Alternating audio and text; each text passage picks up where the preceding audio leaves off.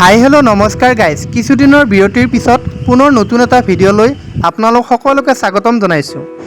আজি মই ক'ত আহিছোঁ, কিয় আহিছোঁ, সবিশেষ দেখুৱাই আছোঁ। ব'লক তেতিয়াহ'লে অকণো পলম নকৰি মোৰ ভিডিঅ'টোৰ মাজলৈ যাওঁ। আজি মই আহিলোঁ গুৱাহাটী মহানগৰীৰ গড়চুকৰ পামহিৰ ডাকিনী পাহাৰত অৱস্থিত ভীমাশংকৰ মন্দিৰলৈ। বহুদিনৰ পৰা আহিম বুলি ভাবি আছিলোঁ, সেয়ে আহিব পৰা নাছিলোঁ। আজি ফাইনেলি আহি পালোঁ। ভাবিলোঁ আপোনালোককো এই মন্দিৰটোৰ সুন্দৰ মনোমোহা প্ৰাকৃতিক পৰিৱেশটো অকণমান দেখুৱাওঁ। এইফালে ইয়াৰ কাষতে থকা দোকানৰ পৰা ফুল, চাকি, তুলসী অকণমান লৈ ভীমাশংকৰ মন্দিৰলৈ বুলি যাত্ৰা আৰম্ভ কৰিলোঁ।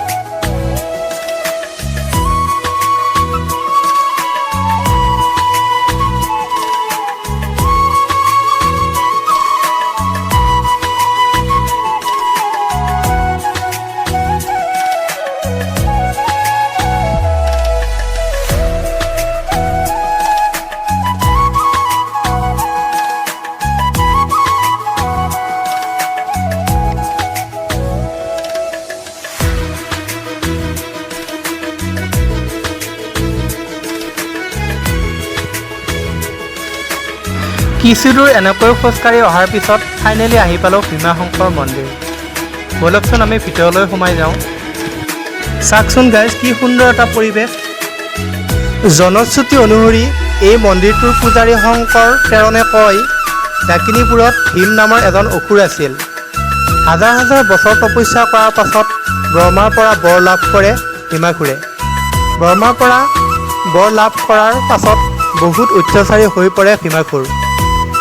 ডাকিনীপুৰতে কামদেৱক বন্দী কৰি ৰাখিছিল ভীমাসুৰে।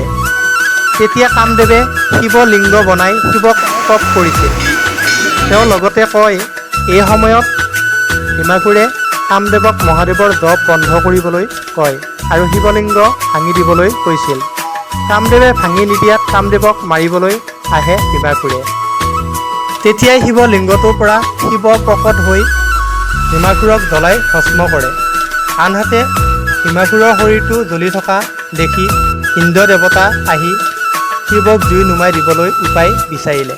তেতিয়াই শিৱই গংগাক আহ্বান কৰিবলৈ কয়। ইন্দ্ৰই গংগাক আহ্বান কৰাৰ পিছত গংগাই জুই নুমুৱাই দিয়ে। তেতিয়াৰ পৰা এই স্থানত শিৱ প্ৰকট হৈ থাকিল আৰু গংগা বৈ থাকিল।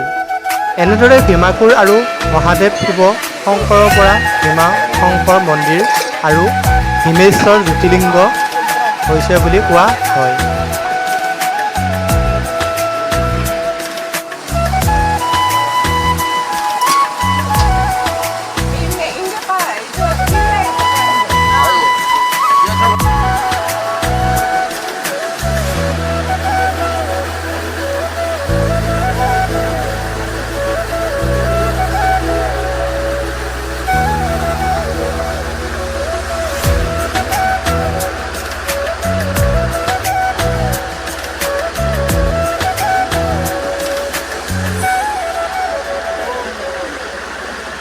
মোৰ ভিডিঅ'টো যদি চাই ভাল লাগিলে লাইক আৰু কমেণ্ট এটা কৰিবলৈ একেবাৰে নাপাহৰিব।